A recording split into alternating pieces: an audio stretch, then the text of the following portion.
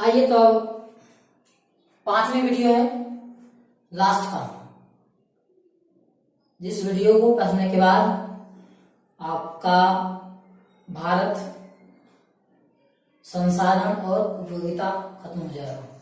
कहा जाता है अंत भला तो सब भला। इस वीडियो में कुछ ऑब्जेक्टिव्स हैं जो, क्योंकि देखिए कहा जाता है किसी भी चीज को समझाने सिखाने के लिए खुद सीखना पड़ता है। हम आपके एनसीईआरटी के अलावा और भी जो बुक हैं उससे हम कुछ ऐसे महत्वपूर्ण ऑब्जेक्टिव को लेकर के आए हैं, असाइनमेंट के तौर पर बनाए हैं। इसमें 150 ऑब्जेक्टिव लिखा हुआ है जो आपको एग्जाम के लिए बहुत इंपॉर्टेंट है। पिछले जब से सिलेबस चेंज हुआ है, समझिए 2010 से लेकर के अभी तक का, उस एग्जाम में ये सब लगभग ऑब्जेक्टिव पूछा गया है। और आपको पता है बिहार बोर्ड में बहुत ऐसे प्रश्न होते हैं जो पिछले विगत साल पूछे जा चुके होते हैं। इसलिए हम चाहते हैं उस ऑब्जेक्टिव को आप गौर से समझें, क्योंकि इस एसएसटी में और आपको पता है 10th और 12th में 50% ऑब्जेक्टिव बच्चों को बनाना कंपलसरी हो गया। अब तो रूल है कि आपको मिलेगा 60, एसएसटी मिलेगा आपको 48, बट बनाना है 40, और सब विषय मिलेगा आपको 60, बनाना है 50। तो आइए जानते हैं पहला ऑब्जेक्टिव क्या है। ये देखिए असाइनमेंट है जिसको हम बनाए हैं खुद से, और इसमें बहुत इंपॉर्टेंट ऑब्जेक्टिव है जिसको आपको भी नोट करना। आइए करते हैं। पहला ऑब्जेक्टिव है किसने कहा। किसने कहा पेट भरने के लिए हमारे पास बहुत कुछ है, बट पेटी भरने के लिए नहीं है। पता है किसने कहा? देश के राष्ट्रपिता, समझ गए आप, महात्मा गांधी। तो लिखते हैं पहला स्टार, यानी ऑब्जेक्टिव बहुत इंपॉर्टेंट है।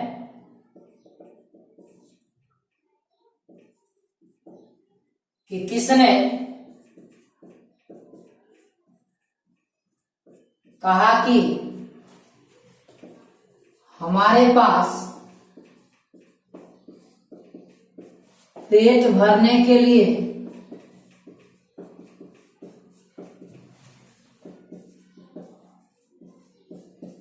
बहुत कुछ है, लेकिन पेटी भरने के लिए नहीं। कहने वाले थे महात्मा गांधी।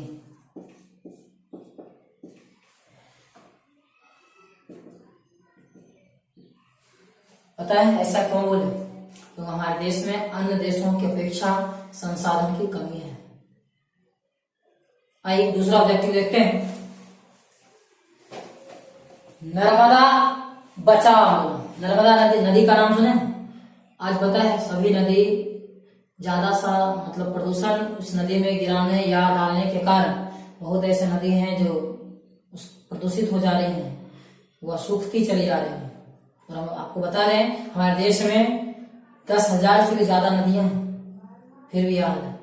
तो जानते हैं नर्मदा बचाओ जो आंदोलन था उस नदी के लिए किसने किया? तो मेधा पाटेकर। आइए जानते हैं कि नर्मदा बचाओ आंदोलन किसने किया? तो नाम है, आपको बता रहे हैं, मेधा पाटेकर। बोले भी थे मेधा पाटेकर। और आपको बता दें तीसरा ऑब्जेक्टिव चिपको आंदोलन।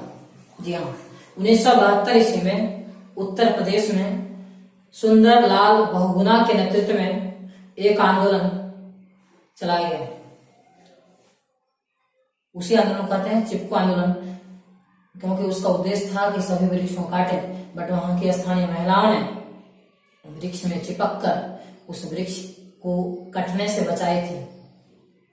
इसलिए उसका नाम बहुत विख्यात हो गया। बड़े बड़े कंपटीशन में पूछे जाते हैं चिपको आंदोलन कब हुआ, किनके द्वारा हुआ, किस राज्य से हुआ?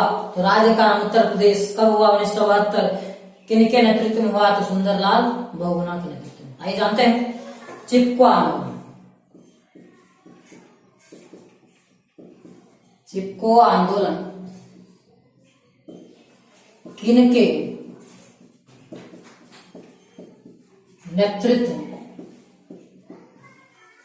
में हुआ? सुंदर लाल बहुगुणा। आइए चौथा ऑब्जेक्टिव, डाकुओं की अर्थव्यवस्था। डाकुओं की अर्थव्यवस्था किसे कहा जाता है? एक छोटा ऑब्जेक्टिव मिनी ऑब्जेक्टिव क्वेश्चन बन जाएगा कि डाकुओं की अर्थव्यवस्था किसे कहा जाता है?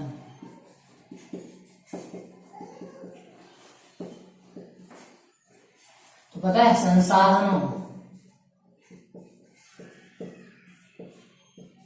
का शोषण।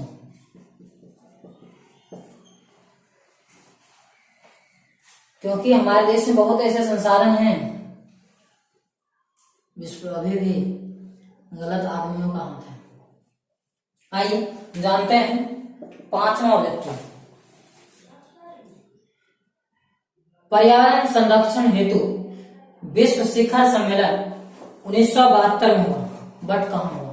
आइए लिखते हैं पर्यावरण शिखर सम्मेलन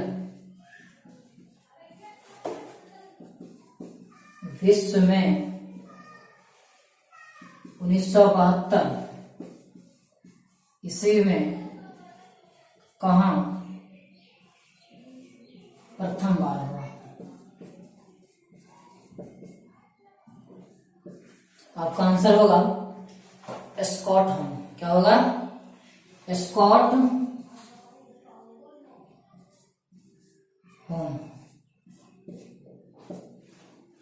आइए छठा ऑब्जेक्टिव देखते हैं,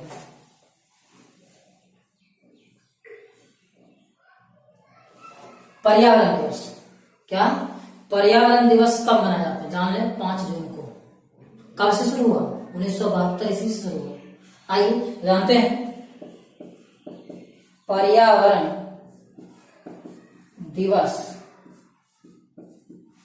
5 जून को मनाना कब से शुरू हुआ? कब से शुरू हुआ? तो ईस्वी का नाम होगा 1972। ये सब बहुत ही इंटरेस्टिंग क्वेश्चन है, एसएसटी पार्ट के कंपटीशन लेवल में पूछे जाने वाला जी के जनरल नॉलेज। ये सब ऐसे करंट, मान लीजिए इस तरह का दिवस वाला क्वेश्चन, कौन सा बाल दिवस क्या था, पर्यावरण दिवस क्या था, किसी भी तरह का दिवस क्या कब था, इस कब मनाया गया, कब से मनाया जाता है, इस सब बात को पूछा जाता है। अब फिलहाल इस ऑब्जेक्टिव को नोट करें। आपको बता दें कि संसाधनों को संरक्षण के लिए वैश्विक स्तर पर बैठक कब हुआ था? 1968 ईस्वी को। किसको लेकर के? संसाधन को सुरक्षित हम कब रखेंगे, कैसे रखेंगे, इस बात को लेकर के। आइए सातवां ऑब्जेक्टिव, संसाधन संरक्षण के लिए विश्व स्तर पर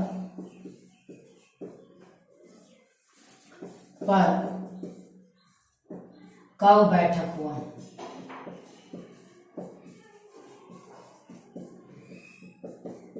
उन्नीस सौ 68। आठवां,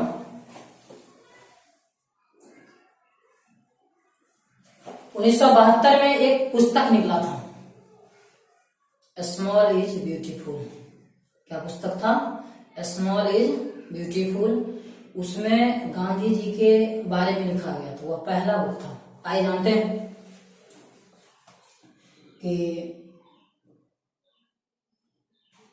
1972 में किस बुक यानी किताब में गांधी जी के बारे में लिखा था? उस बुक का नाम था स्मॉल इज ब्यूटीफुल। हिंदी में लिख सकते हैं स्मॉल इज ब्यूटीफुल।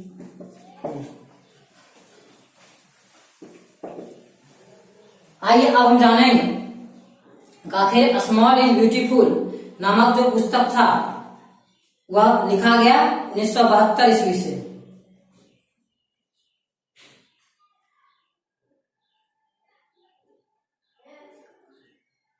जो उसके बाद से ही लोग गांधी जी के बारे में जानने लगा कि किस विचार के, किस स्वभाव के व्यक्ति थे, जिसके कारण आज वो पता है भारत देश उनको देश के बापू के नाम से जाना जाता है। अब हम जानेंगे पृथ्वी सम्मेलन। 3 तरह के पृथ्वी सम्मेलन हुए, बट कहाँ हुए, कब हुए, किस देश में हुए, हम जानेंगे। आज पता है इस कोरोना के चक्कर में कॉन्फ्रेंस होता, आप सुनते होंगे कि देश के बहुत सारे चीफ मिनिस्टर प्रधानमंत्री के साथ वीडियो कॉन्फ्रेंस फलाना डेट में करेंगे। तो प्रथम पृथ्वी सम्मेलन अर्थात फर्स्ट अर्थ कॉन्फ्रेंस।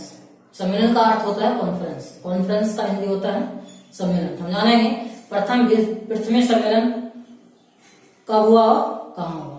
आइए जानते हैं नाम ऑब्जेक्टिव। प्रथम पृथ्वी सम्मेलन कब हुआ? 1972।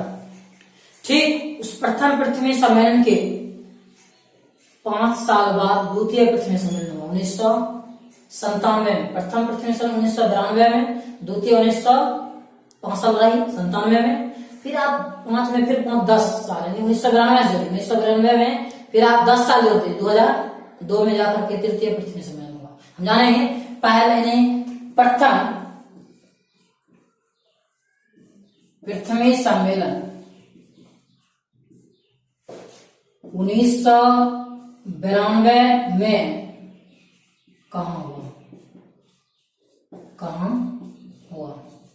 आइए तो हम जानेंगे कहाँ हुआ। आपको बता दें Rio de Janeiro. Rio de Janeiro आपको लगता ही है होगा कहाँ, किस देश में होगा? तो आपको बता दें ब्राजील देश का नाम सुना है, उसी का एक शहर है, अर्थात हम ब्रैकेट में लिख देते हैं ब्राजील। हम जाने 10वां व्यक्ति द्वितीय पृथ्वी सम्मेलन 1995 में कहाँ हुआ। इसका अर्थ होता है डॉट का अर्थ आपको बता दें, वही सब उतार दीजिए सीधी बात। तो आपको बता दें द्वितीय पृथ्वी सम्मेलन जो है न्यूयॉर्क में हुआ। कहाँ हुआ? न्यूयॉर्क में। न्यूयॉर्क आपका क्वेश्चन है ये किस देश में पड़ता है? अपने देश तो है नहीं, वास्तव बात सही है अमेरिका। न्यूज़ में देखेंगे अभी अमेरिका में सबसे ज्यादा कोरोना पेशेंट न्यूयॉर्क में है। ये अमेरिका देश का एक बहुत बड़ा आर्थिक आमदनी वाला क्षेत्र है, शहर है। हम जाने ये 11वां व्यक्ति कि तृतीय पृथ्वी सम्मेलन 1992 में आप सीधा 10 बढ़ाइए, इसलिए आपको तुरंत याद हो जाएगा, रटने का नहीं होता है। तो आप सीधा बढ़ाइए 10 साल, 2000 कितना हो जाएगा? 2 में कहाँ हुआ आपको बता दें, ये हुआ था जोहान्सबर्ग में। कहाँ हुआ था? जोहान्सबर्ग। इस शहर का नाम से आपको पता चलेगा दक्षिण अफ्रीका। क्रिकेटर देखे होंगे तो वहां इंडिया बहुत बार क्रिकेट खेल चुका है जोहान्सबर्ग के स्टेडियम में, जो दक्षिण अफ्रीका में पड़ता है। जोहान्सबर्ग जो कहां पड़ता है? दक्षिण अफ्रीका नामक देश में। ठीक है, आइए हम जानते हैं सतत विकास की अवधारणा।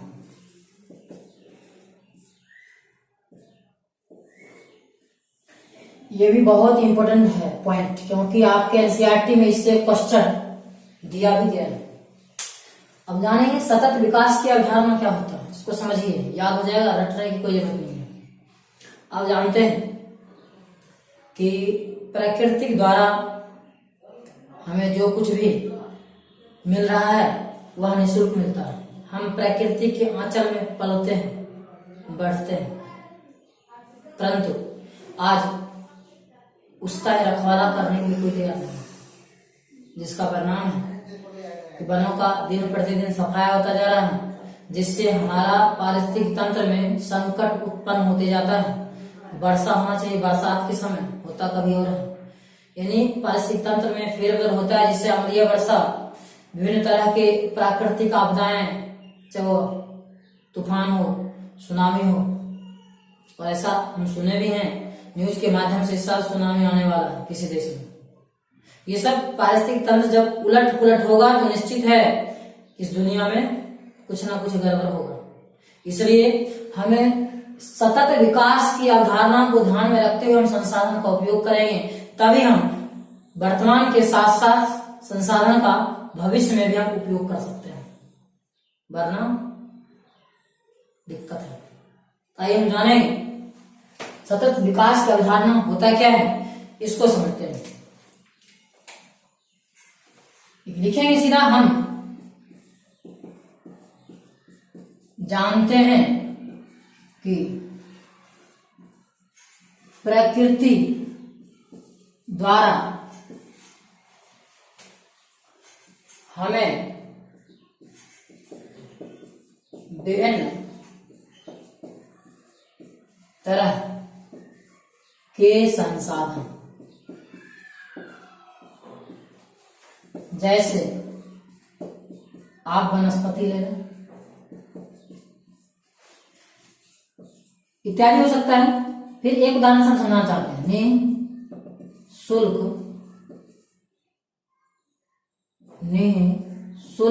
यानी फ्री में प्राप्त होता है, लेकिन चिंता की विषय है कि हम लोग उसका सही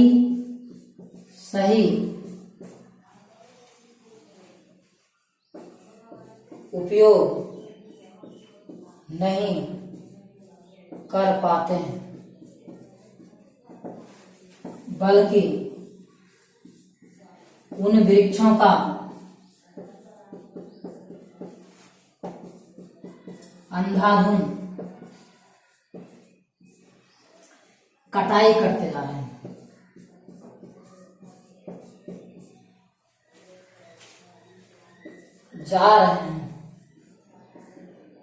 जिससे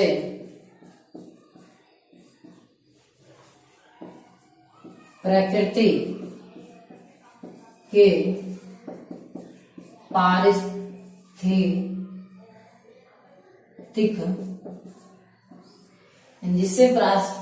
जो एक तंत्र है उसमें समस्याएं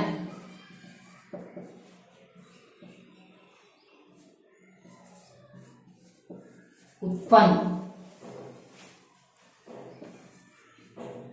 हो रही हैं,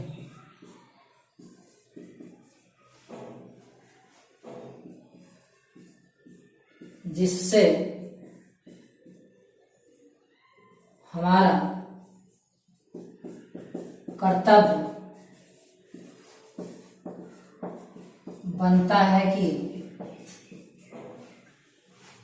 सतत विकास नहीं, लगातार विकास करते हुए हम संसाधन का उपयोग करेंगे। हमारा कर्तव्य बनता है कि सतत संसाधन का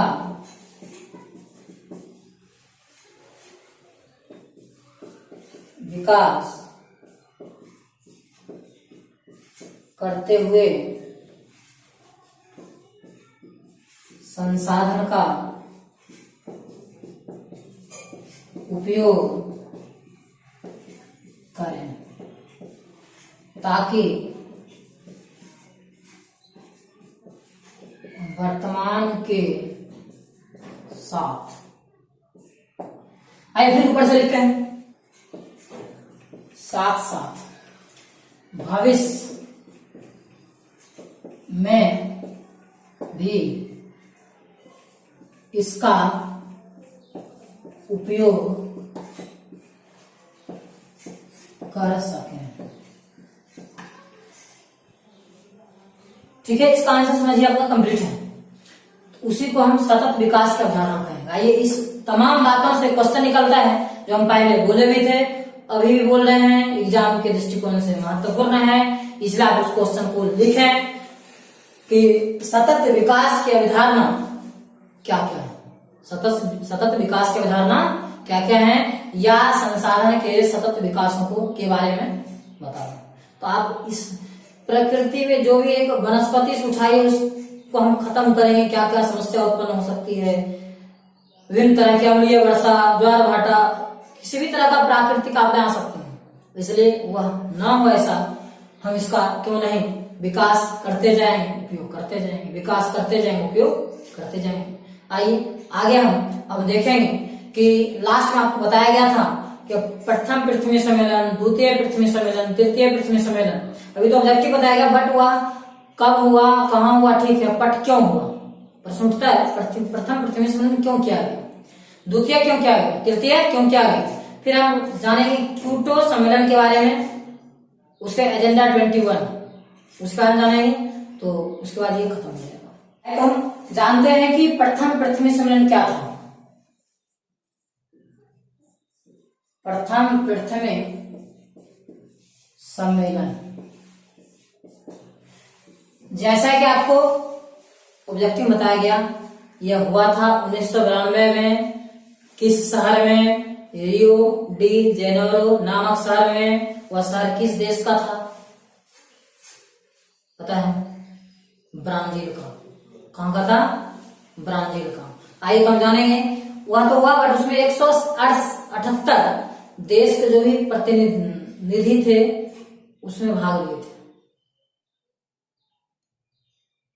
और उसमें ग्लोबल वार्मिंग और वन संरक्षण के बारे में चर्चा हुई थी। हम जानेंगे वैसा सम्मेलन जो 1992 में रियो डी जेनेरो नामक ब्राजील के शहर में हुआ था,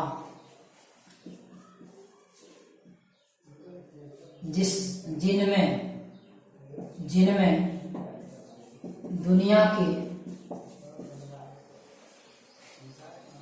178 देश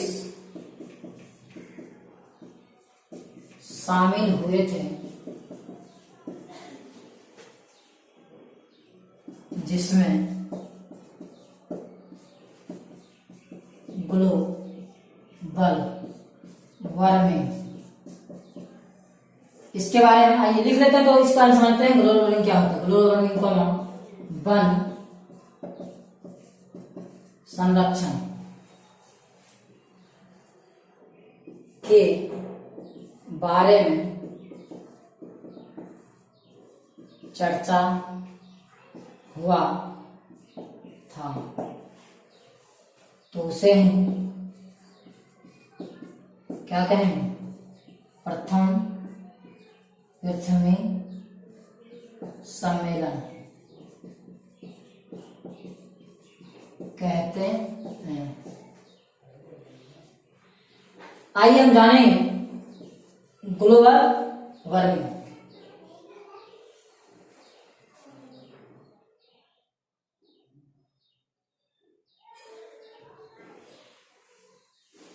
आइए हम जानेंगे ग्लोबल वार्मिंग क्या होता है। तो पृथ्वी का जो ताप होता है उसके द्वारा पृथ्वी यानी समझिए मौसम में परिवर्तन होता है। किसके द्वारा? ताप के द्वारा। उसको हम क्या कहते हैं? ग्लोबल वार्मिंग कहते हैं। पृथ्वी के ताप में वृद्धि होने के कारण मौसम में क्या होता है? परिवर्तन हो जाता है। उसी को हम ग्लोबल वार्मिंग कहते हैं। क्योंकि आप कभी कभी देखते हो तेज धूप रहता है और मौसम गर्मीला होने के कारण वर्षा घेर लेती है, तो क्या होता है? मौसम बदला, तेज गर्मी के कारण मौसम परिवर्तन हो जाता है। उसी को हम ग्लोबल वार्मिंग कहते हैं। और वन संरक्षण आप समझ रहे हैं, वन को सुरक्षा करना। अब जानेंगे द्वितीय पृथ्वी सम्मेलन। हम जानते हैं नंबर 2 द्वितीय पृथ्वी सम्मेलन। ये पता है ना, प्रथम पृथ्वी सम्मेलन के जस्ट 5 साल बाद हुआ था। देखेंगे वायसा सम्मेलन, जो प्रथम पृथ्वी सम्मेलन के 5 साल बाद। अब आपका कहना होगा जो हो ही गया तो फिर प्रथम पृथ्वी सम्मेलन का जिक्र यहाँ क्यों किए हैं? इसलिए किए हैं, इसमें प्रथम पृथ्वी सम्मेलन में ही थोड़ा सुधार करने के लिए ये सम्मेलन पुनः बैठाया गया। उद्देश्य था कि ग्लोबल वार्मिंग और वन संरक्षण की जो सिस्टम है उसी में सुधार हेतु सम्मेलन फिर से लाया गया, क्योंकि उस समय उतना सुधार नहीं हो पाया था। तो 5 साल बाद जो है कहाँ हुआ? तो न्यूयॉर्क। 5 साल बाद आपको समझ में आ गया होगा 1992 में भी हुआ प्रथम पृथ्वी सम्मेलन, ये होगा 1997 में। न्यूयॉर्क ब्रैकेट में आपको देते हैं अमेरिका। 5 साल बाद न्यूयॉर्क यानी अमेरिका में हुआ, जिनका उद्देश्य था कि प्रथम पृथ्वी सम्मेलन में जो प्रक्रिया हुआ उसमें क्या हो? सुधार हो, तो उसे द्वितीय, या देखिए एक नाम में हम निकल जाता है। पता है क्या निकलता है? कितना साल बाद हुआ था? 5 साल। क्या इसको अपने भाषा में कह सकते हैं? +5 साल, +5 सम्मेलन भी इसको कहते हैं। तो आप कह सकते हैं द्वितीय या +5 सम्मेलन। और आपको पूछा जाए +5 सम्मेलन क्या है, तो अर्थात द्वितीय पृथ्वी सम्मेलन ही +5 सम्मेलन है, घूमना नहीं है। तो उसे द्वितीय या प्रथम मतलब जो +5 सम्मेलन कहते हैं। अब हम जानेंगे तृतीय। क्या जानेंगे? तृतीय पृथ्वी सम्मेलन। आइए तो हम जानते हैं तृतीय पृथ्वी सम्मेलन। ये जो है सम्मेलन हुआ था जोहान्सबर्ग में। कहाँ हुआ था? जोहान्सबर्ग, जो दक्षिण अफ्रीका में था। तो इस सम्मेलन के बारे में हम लिख सकते हैं वैसा सम्मेलन जो 2002 ईस्वी में। कब हुआ था? 2002 ईस्वी में जोहान्सबर्ग नामक शहर में, जो समझिए दक्षिण अफ्रीका देश में पड़ता है, वहां हुआ था। और उस सम्मेलन में लगभग पूरे दुनिया के 2000 प्रतिनिधि भाग लिए थे। उसी को हम तृतीय पृथ्वी सम्मेलन कह सकते हैं, या अपनी भाषा में प्लस-10 सम्मेलन भी कह सकते हैं। जैसे सोचिए 1997 में बढ़ा 5 साल तो +5, यहाँ 10 साल बाद 1995 2002 में कंपेयर करिए तो आपको पता चलेगा +10 सम्मेलन इसको नाम दिया जा सकता है। आइए तो लिखेंगे वैसा सम्मेलन जो 2002 ईस्वी दक्षिण अफ्रीका के जोहान्सबर्ग नामक शहर में हुआ था, जिसमें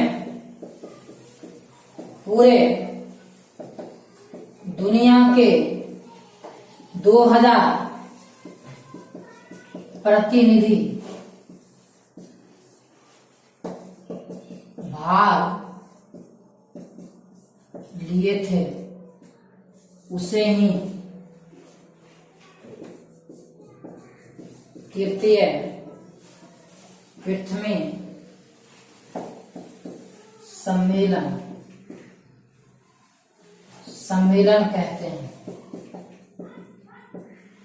या आप इसको यहां चाहें तो पलस्टाइन सम्मेलन भी नाम दे सकते हैं, क्योंकि 1992 से 10 साल बाद हुआ।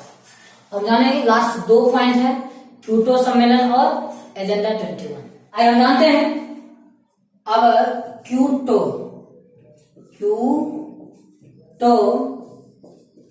सम्मेलन अर्थात जानते हैं वैसा सम्मेलन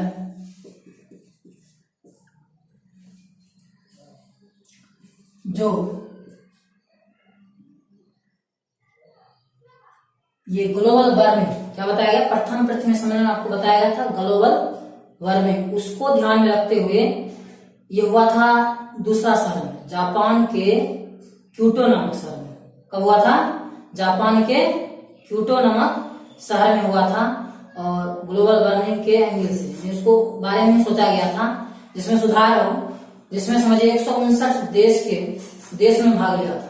उसी को हम क्योटो सम्मेलन कहते हैं। वैसा सम्मेलन जो जापान के क्योटो, अब देखिए क्योटो यहां शहर है, क्योटो सम्मेलन शहर के नाम से स्पष्ट होता है। तो वैसा सम्मेलन जो जापान के क्योटो नामक शहर में ग्लोबल वार्मिंग को ध्यान में रखते हुए लगभग 159 देशों ने भाग लिया था, तो उसे क्योटो सम्मेलन कहते हैं। आइए हम बता रहे थे एजेंडा 21, ये जो है समझिए पर्यावरण को सुरक्षित रखने के लिए ब्राजील के रियो डी जेनेरो नामक ही शहर में लगभग 800 पृष्ठों का एक नियम बना उसमें, जिसमें 21 कार्यक्रमों पर क्या दिया गया, मान्यता दिया गया। उसी को हम एजेंडा 21 कहते हैं। 21 कार्यक्रम पर वैल्यू दिया गया, मान्यता दिया गया, 800 पृष्ठ का था, इसलिए उसको एजेंडा 21 कहते हैं। आइए लिखेंगे वैसा सम्मेलन जो पर्यावरण के संरक्षण को ध्यान में रखते हुए 800 पृष्ठों वाली कार्यक्रम बनी, जिसमें 21 कार्यक्रमों की मान्यता दी गई तो उसे ही एजेंडा या कार्यक्रम ही कर सकते हैं, 21 कहते हैं। आइए ये समझिए, आपका भारत संसाधन और उपयोगिता खत्म हो चुका है। आशा करेंगे इस तमाम वीडियो के माध्यम से जितने भी क्वेश्चंस 1 नंबर का, 5 नंबर का, 2 नंबर का जो भी बताया गया, आप लास्ट में आपको ये भी बता दें कि यहां से एक क्वेश्चन आपको देते हैं जो पूरे वीडियो में आप खोजिएगा, कहीं ना कहीं निश्चित रूप से मिलेगा और आप कर सकते हैं। संसाधन के निर्माण में तकनीक की क्या भूमिका है, इसका आंसर यही बता दें कि आपको पता है कि जापान नामक देश के पास कम संसाधन होते हुए तकनीकी बुद्धि के बदौलत वह एक विकसित देश की श्रेणी में है। बोलेंगे क्योंकि संसाधन के निर्माण में तकनीक की यही भूमिका है कि किसी भी देश के पास कम संसाधन यदि हो, परंतु अगर तकनीकी का माध्यम ज्यादा हो तो अपने देश को विकसित देश की श्रेणी में ला सकते हैं। अर्थात हम कह सकते हैं कि इसी माध्यम से कोई भी देश संसाधन में तकनीकी के दृष्टिकोण से क्या सकता है, अपने आप को विकसित कर सकता है। तो इस ही बात के साथ इस वीडियो को खत्म करते हैं। पुनः अगला चैप्टर हम लेकर के आएंगे नेक्स्ट वीडियो में। तब तक आप पढ़ते रहें, इसके लिए आपको बेस्ट ऑफ